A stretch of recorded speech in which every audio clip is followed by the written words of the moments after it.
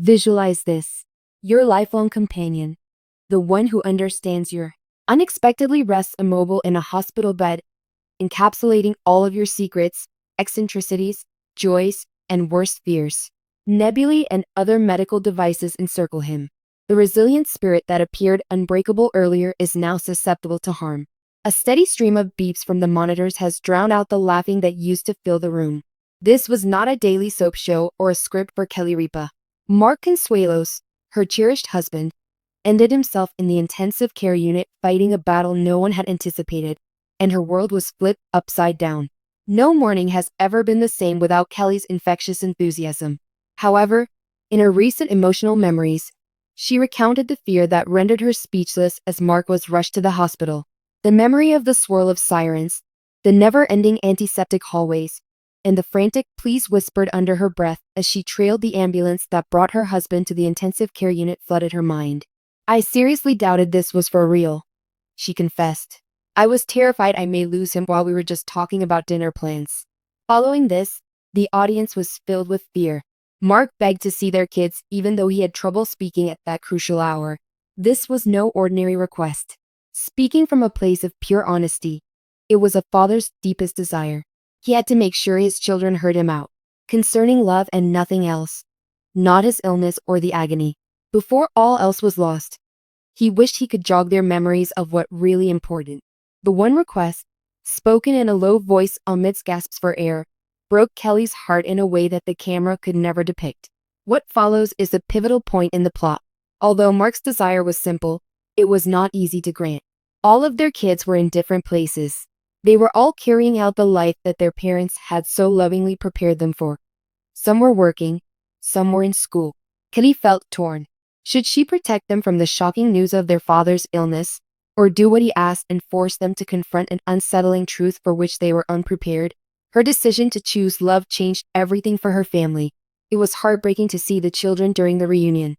Kelly detailed Mark's incredible bravery and determination to be the parent his children needed him to be, even while he was hooked up to machines. He addressed each kid by name and spoke words that will stay with them always. He spoke of bravery and responsibility to his eldest. He spoke to his middle child about being resilient and empathetic. Whispering to his youngest, he spoke of happiness and the transformative power of laughter. But the emotional burden becomes heavier at this point. Kelly admitted that she knew her spouse wasn't merely getting his family ready for his recovery as she listened to him speak. As far as he was concerned, they could have to say goodbye soon.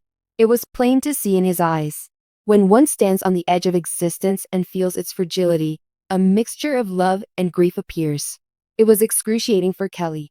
While your partner appears to be able to let go, how can you maintain your hope? All throughout the United States, fans were moved to tears by this point in the story. Kelly disclosed that Mark had discreetly inquired what the kids had done to make sure they never questioned his devotion to them. This is what he told her if he couldn't tell her tomorrow. "Promise me you'll keep telling them for me." The thing that really got to Kelly was that last request and appeal. On the other hand, it was precisely this that strengthened her desire to remain by his side and fight against hopelessness. The mystery persisted though. Could this be the final family chat they ever have? Will those statements remain etched in history as his legacy? Those restless evenings spent in the intensive care unit waiting room were accompanied by that unease, Kelly confessed, faith, the memories of their childhood together, and the prospect of all the milestones they still had to experience as a couple were her steadfast anchors. The stillness of those endless evenings brought her to a deep epiphany. This kind of thing happens to every family eventually. Perhaps not in a medical facility, perhaps not under the intense illumination of an intensive care unit, but in those times when love and fear meet, when tomorrow seems uncertain, and when the words we choose to say hold greater weight than ever before. Kelly later shared a message with her fans that was inspired by that realization. Act now. I love you. Don't hold back. Forgive without delay. Never hold back the joy of sharing a joke, a tale, or an embrace. For when everything else fails, love is the only thing that keeps us from starving to death in those intensive care units. All too frequently, we become aware of it only when our time is running out. However, Kelly's narrative does not conclude with a tragic twist, because, as is typical of Consuelo, Mark's doggedness started to show. Little successes were reported by the doctors over time. He was able to breathe easier. He reattached his collar. As he looked around the room, his smile returned. It seemed like a victory with every enhancement. Let us be clear, though. Progress did not indicate victory. Not at all. Just when Mark thought his life was safe, another, just as terrifying, danger appeared. The arduous path to healing. Kelly found the change to be somewhat disconcerting. She had been running on pure adrenaline for days, driven by the overwhelming fear of betraying her partner. The excitement collapsed now that the monitors were quieting and the frantic physician's rush had settled to a regular hum. Instead, I felt a crushing fatigue, the kind that gets to your bones when you remember how near you were to the brink. She spoke of keeping a silent watch for the first several nights following Mark's release from the intensive care unit. The physicians reassured her that he was stable, but she still couldn't get any rest. She would rapidly open her eyes whenever he made a change in his breathing pattern or moved while sleeping. Everything that had happened, the terrifying phone call, the ambulance ride, and her intense terror of the emergency room, was reliving itself in her thoughts. Observing the basic action of his chest rising and falling in that dim hospital room made me realize that I had taken it for granted for more than 25 years, as Kelly explained later. Prior to being scared that your lover might cease breathing, you never give any thought to their breathing. This peaceful period. During those hours, Kelly witnessed a new side of Mark. Mark Consuelos is well known for his roles as the villain from Riverdale, the rugged good-looking gentleman, and the hot soap opera heartthrob. However, lying in that hospital bed, without his power or his public image, he was exceedingly susceptible. And still, he kept on keeping on. About 3 days into his recuperation, Kelly had an epiphany that she will never forget. Mark continued to be frail, and he still needed help just to sit up. For his first attempt at standing following the accident, a physical therapist had been brought in to assist him. Being unable to do something as simple as stand up was distressing for a man who takes great pleasure in his strength and independence. As Kelly looked on, he let out a frustrated sigh. His fingers were white and shaking from the strain as he clutched the bed bars. I could see the anger in his eyes, Kelly recounted. Look at his own body, not at the doctor's or the scenario. It had duped him, he felt. He intervened just as she was about to advance to provide Emma a hand. He delicately nodded to indicate that he would have to work alone on this task. To himself, it was imperative that he demonstrate his continued viability. The 3-foot distance between the bed and the chair took him about 5 minutes to cover.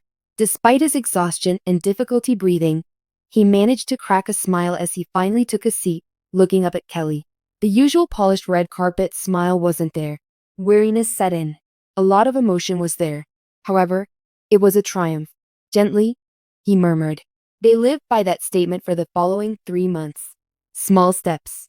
Both relief and dread washed over Mark when he was finally cleared to go home. It was safe to eat at the hospital despite its sterility. It was staffed by physicians, nurses, and monitors. House was simply a house. No safeguards were in place. The trip back to their residence was incredibly nerve-wracking, according to Kelly. She kept a 10-mile-per-hour pace, occasionally looking back in the mirror to check on Mark in the back seat. New difficulties emerged as a result of settling back into home life. Overnight, their household dynamic changed. Mark, who had always been the rock, the fixer, and the bearer of large loads, was now in need of assistance. Kelly, who made fun of herself for being the one who needed a lot of help, had to be the rock. She said that her first week back at home taught her humility and patience like a crash course. Dependency was something Mark despised. It was a pain for him to request water. Hated need assistance to ascend the stairs. There were tense moments when people's anger manifested itself in harsh outbursts or prolonged periods of quiet.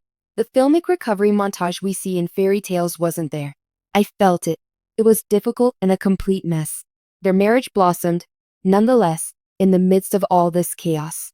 About 2 weeks following Mark's release, Kelly recounted an incident that happened that evening.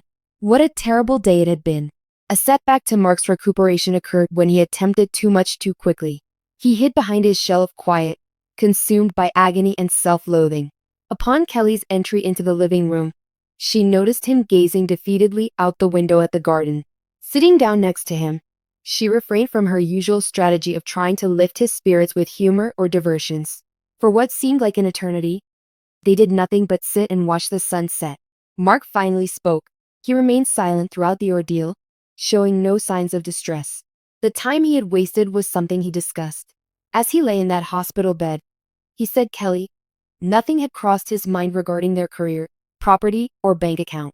He had been concerned that he would never get the chance to finish the unfinished talks, go on the unplanned excursions, or relive the ordinary, everyday Sunday mornings. I've been on the go for a lot of my life, he informed her, quickly moving on to the next task, exercise, or objective. It seems like I neglected to simply stroll. For them, that insight changed everything.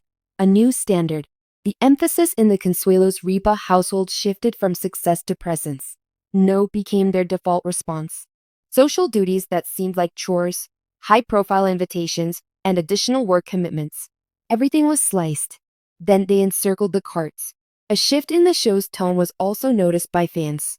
The playful exchanges persisted. Electricity permeated the chemistry. A thankfulness and gentleness, though, were there. It wasn't merely the co-hosts acting for the camera when they exchanged looks. It was just the two of them who had experienced the brink of losing control of